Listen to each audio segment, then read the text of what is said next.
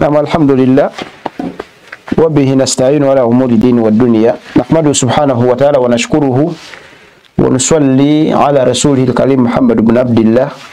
عليه أفضل الصلاة وتم التسليم وعلى آله وصحبه وسلم وبعد السلام عليكم ورحمة الله وبركاته. وعليكم السلام ورحمة الله وبركاته. Oyo ya Sheikh Cheswa eranga weyeyanjudde kakati seka tutunulira omulamwa okwatagana ku kisiibo tuli mu kisiibo bengafa abasiraamu abasiiba ebituufu ebyo Allah byakola ki byayagala era byatulagira abaddube okubeera nga tusiiba ate era nga ensonga y'emu n'abawakanyi bali mu kukola ki kubayita okusiiba badde nga basiiba balya kakati nga seeka olunaku olwaleero twakubeera nga tutunulira ku ki Allah tumubaza ow'ekitiibwa yatusimira ekyengera ky'eddiini busiraamu kubanga eddiini busiraamu eno yajja ne manihaji yaayo enkola yaayo enkola entuufu bano bannaffe ne boolaba nga batagala tebalina manihaji tebalinaawo manihaji yonna mu bbanga bintu biyiye buyiiya kuba n'ebyakatonda byennyini babyawukanako babiwakanya kubanze ffe ekituleeta alo Dawa TV Uganda eno ogiraba sheekhe omulimu gwayo kukowoola abantu bajja eri obusiraamu era kyekituleese wano yadde nga bangi abamu bakyakoze eki tebannaba nesobola Allah bene nga abaleeta naye mu mbeera bwetyo Dawa TV eno abo ne balaga nti batunyiigire bamala biseera kuba ffe twavayo tulaga abantu amazima wekiri toyinza kuba na kitabo kyogamba nti kitabo kyo naye ng'ate n'amateeka agakirimu tugagoberera kubanga twali tuganira nti atiisi kale wadde gye bali wakyali wafu naye bye balina ng'ebyabwe byo babissa mu nkola nga nabakubuuza gye biva byo babissa mu nkola obadde okimanyi nti abantu abo abakristaayo bayina ekitabo bayibuli naye bayibuli tebagigoberera bajawukanako kubanga bayibuli nze wenkitegeerera wali wamu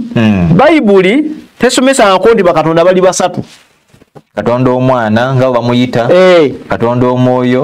wali katonda mwoyo mutukuvu ne katonda waliwo katonda omwana katonda kitaffe ne mwoyo mutukuvu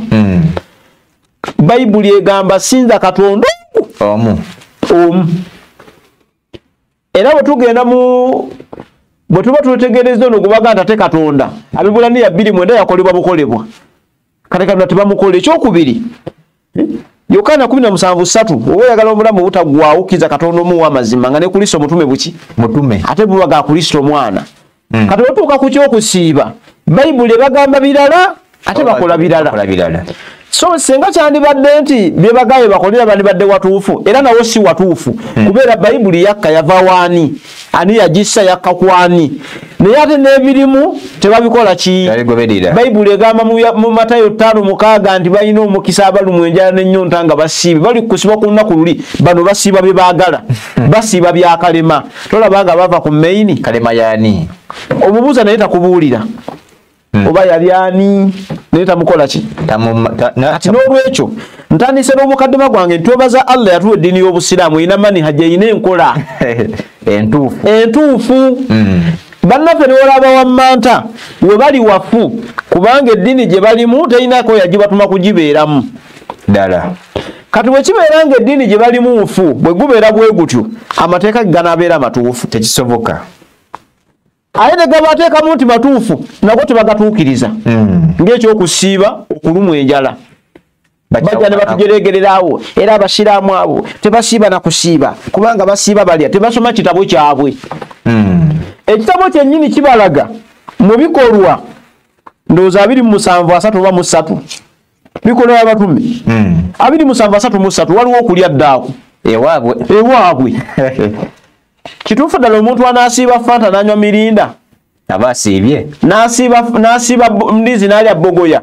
kimwetaagisa okubeera ng'ate alya ddaaku kyovulaba bo baateekawo bya kiyaayi n'olwekyo tusaba Allah alungamye abantu abo amiina ya rabbi abakulembeze w'eggwanga President Museveni ne mutabani we n'abalala mukyala we Kabaka Ronald n'abantu bonna mu nsi saba Allah abategeeza amazima gano nga mazima bas tuvala ne bajja balaba kuba basiibulula kati abasiraamu batandise okusiibula abasiraamu kubanga ffe tusiiba ebituufu bo ne boolaba nga tebeesiibulula kuba nabo bakimanyi basiiba bifu tugenda kulaba hadithi nga bbiri inshallah taala kuba obudde tulina butonotono omusajja yali si musiraamu n'agamba nti Haji mwakasiba ennaku mmeka ngagala kumanya Haji n'amugamba olowooza tetuwezezze 10 n'amugamba nti Haji si bwe kiri leero musibye olunaku lwa 10 nga yali azibala lwa nsonga ffe ennaku ezaffe ze tusiiba zibayisa bubi kubanga abasiraamu tuli batono naye tulina value tuli batono butandika okusiiba ebintu byekwata kubanga bahaji balya mu hoteli emmeri baba tebakyalya mu hoteli paka nga kiweddeko era n'agamba nti bo bangi naye tebalina mugaso yensonga lwaki ffe abatono tuba tusiiba ate bo ne bakaaba nga bwagamba yes kubanga ffe tuli batono tulina value bo bangi naye balirejjula tebalina makulu omuwendo gw'abantu okuba quantity tegusinga quality tetuli batono naye tulina quality kuba eddiini yaffe ey'obusiraamu ntuufu ebigambo bino byogerwa ffe ababiwuliriza mubiwuliriza mu mbeera esinga okubeera ennungi n'abatulaba mutulaba naye njagala mutwala ebigambo bino nga si kubajereegerera nga bituufu wabula tubagamba amazima gennyini ate n'ekirungi nti bayibuli egaa tubakkiriza amazima gali kufuula ow'eddembe tetubajereegerera wabula tubaagaliza bwagaliza ekibasiibisa ekisiiba ekyakalema ne muleka ekyakatonda kyeki ekyo ekibuuzo nkibalekedde bayibuli egamba kusiiba njala katono nnyo nga ngenda osoma hadithi zaffe ziri ebbiri kye bayita okusiiba kyeki definition yayo what is the meaning of kusiiba fasting wano mweseza 4:16 eseza kitabo yali linnya yali muntu ne babbulamu ekitabo 4:16 wagamba kye bayita okusiiba kyeki ddala kye bayita okusiiba kubanga wagamba nti musiibe so temulya kintu kyonna bayibuli weegamba era musiibe so temunywa kantu konna okuva emmambya lwesala okutuusa enjuba lwegwa as-sawm huwa imsaaku min jamii al-mufattirati min ghurubi shamsi min tului al-fajri ila ghurubi shamsi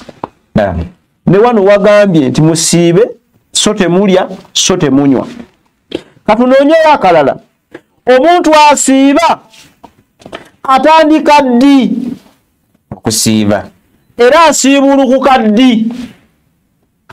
ekyabalamuzi wano walaga nti omuntu asiiba alina okusiibulukuka kawungeezi sebo n'omuntu abuuza omuntu nga yasiibye aga nti wasiibye osiibye tassebo ekiro tebasiiba basula busuzi era baga tiwasuza otya n'olwekyo mugoberera abasiraamu ensiiba gye basiibamu gye mulina okusiibamu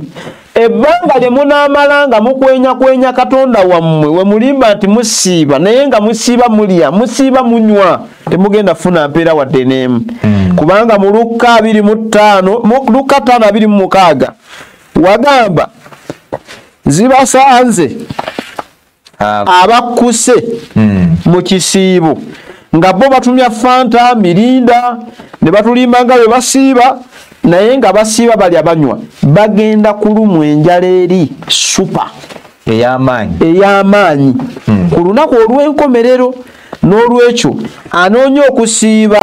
kiri mu Luka 6:25 wagamba nti zibasanze abali mu kisibo nga bakkuse balirumwa enjala ku lunaku luli wali mu Bikola 2:7-3 wagamba nti Pawulo bali mu lyatu n'agolokosa abaali beebase n'abagamba muzuukuke mugolokoke mulye munywe kuba enkya kusiiba oyo yeddaaku bano olwaleero batulimba ne bagamba nti abasiraamu tebasiiba kubanga bagolokoka ekiro ne balya ne banywa ate ffe be bajerega ffe tuli ku nkola entuufu abatujerega be bava ku meyini mudde engulu bazuukuke muzuukuke mudde ku meyini era ekibagana pulezidenti okubanga abasiibulula naye teyeesiibula ate yasiiba ate kabaka Ronald asiibawa bakola gumu gwa kusiibulula busi Nadiope asiibawa Papa asiibawa Ronald onogundi Bobi Wine asiibawa tewali bati basiibula fa abasiiba n'okutubalira ennaku ezisigadde baleme batene bakiwone kubanga enkonomi ekola ki eri wansi feke eyo mazeeyo kangende ku hadithi yaffe ebbiri ezisembayo tubeere nga tukola ki nga tumaliriza inshallah taala kubanga obujulizi buno nabo babwetaagisa nnyo abasajja batugambanga era kati wana ampuliriza nnyo nti obujulizi obujja wano wano mu Bulugul Maram kitabo ekyo mwe muli hadithi zino era nga Sheikh Imam Kyeyune atera nnyo okusoma ekitabo kino okisomesaamu kiyitibwa Bulugul Maram Maram kyetaaze abakyetaaze ng'akijjayo ku mutimbaga ng'ogenda mu mulyango gw'okusiba gwakutaano wano kubanga kyasooka n'omulyango kitabu tahara kitabu swala kitabu janaizu kitabu zakata kati omulyango gw'okutaano wano kitabu swawmu ogw'omukaaga kitabu hajji wano bayu bingi empaji zonna ez'obusiraamu ebyannika byonna biri muno naye nze ngenze mu mulyango gwa kusiiba kuba tebajja kumpita ku mukuwo ate mbasomese kufa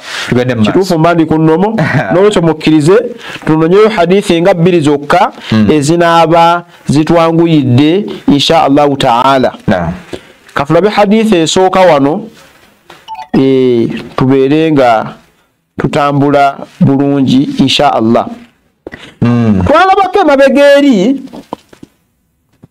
twalabako emabega eri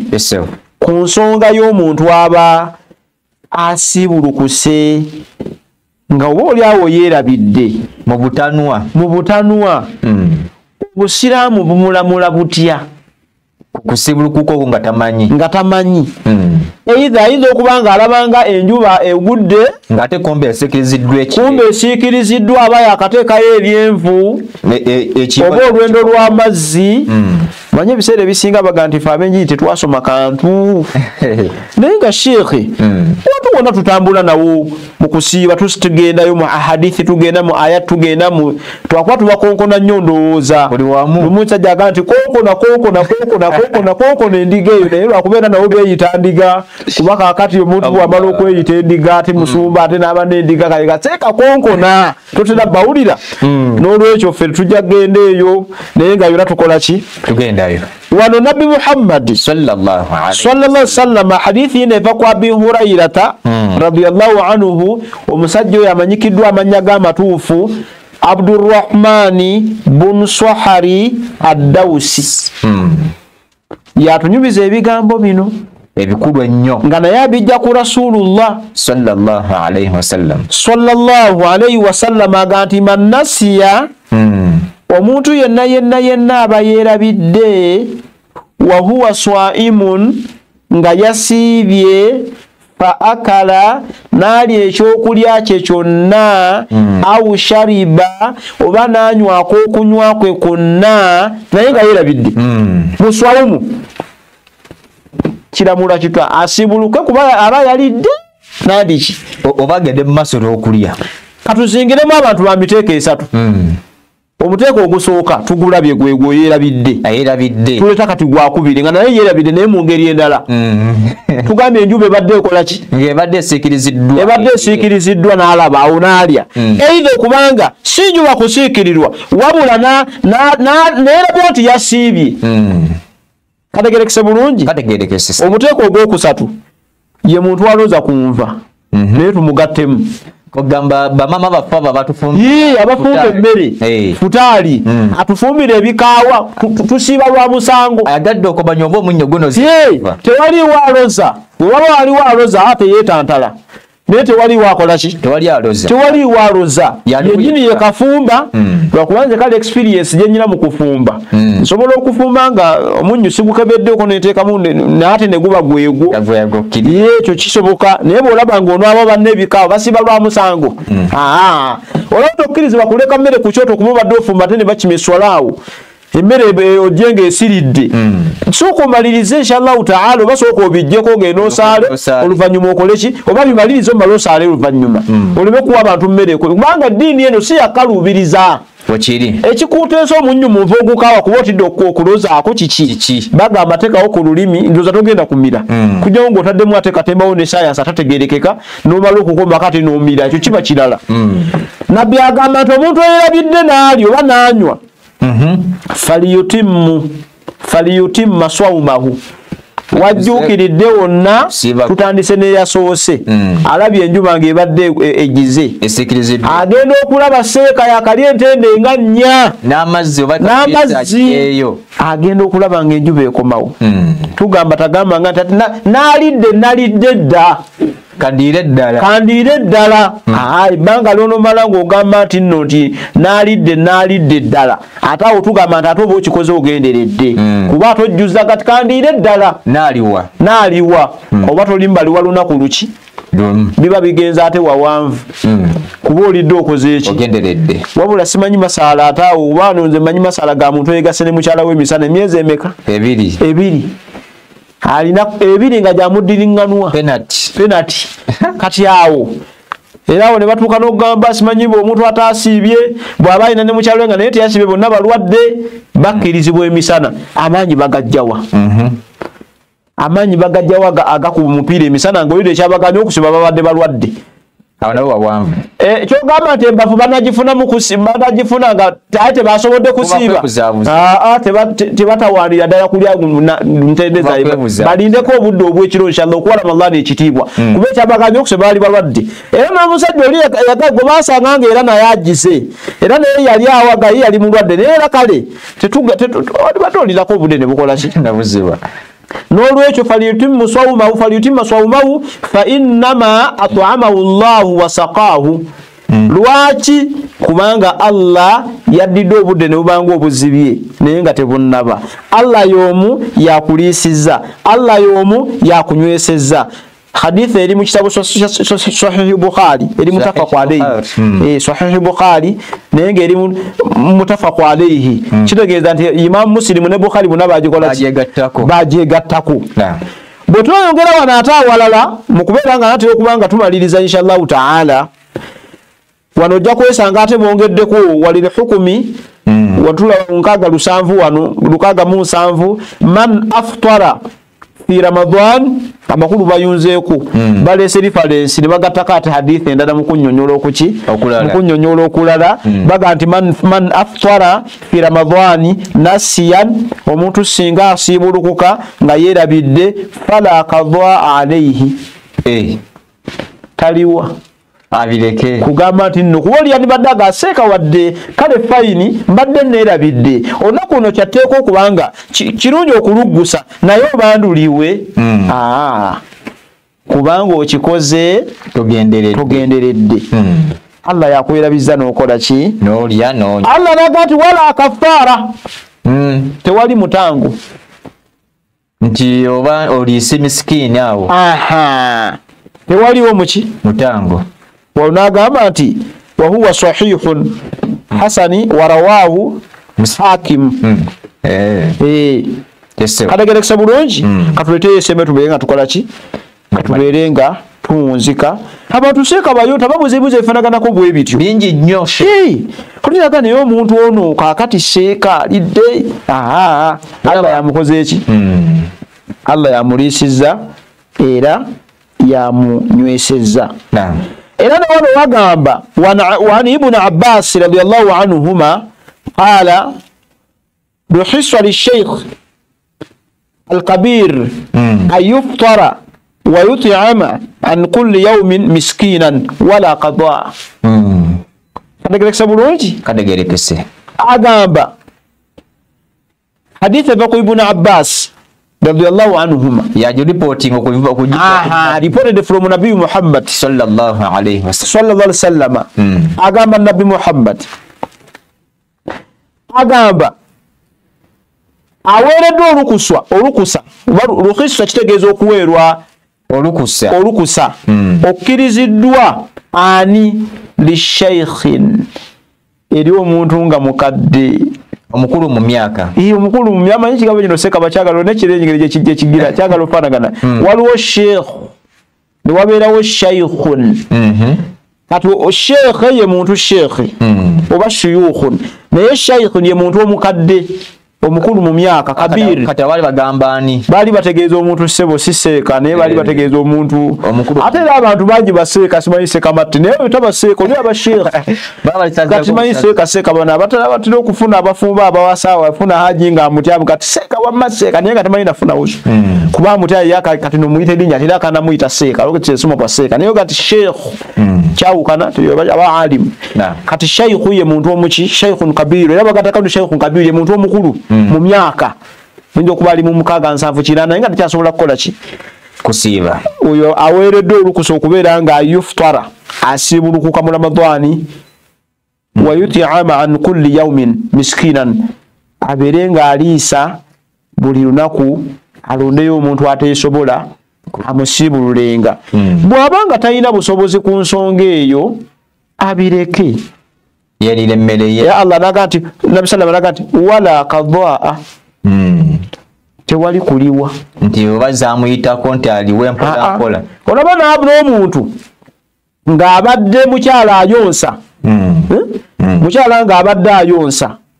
buli mwaka azaala guno aba ayonsa ate guno n'azaala ate guno ali lubuto ate myaka nijja ne gyetooloola ng'esatu bagamba basobodde okuliwako nga gumu khalas gwaba aliweko gumu girisigadde agikole ki agyesonyiwe kubanga teyeyagalidde takoze eki teyagalidde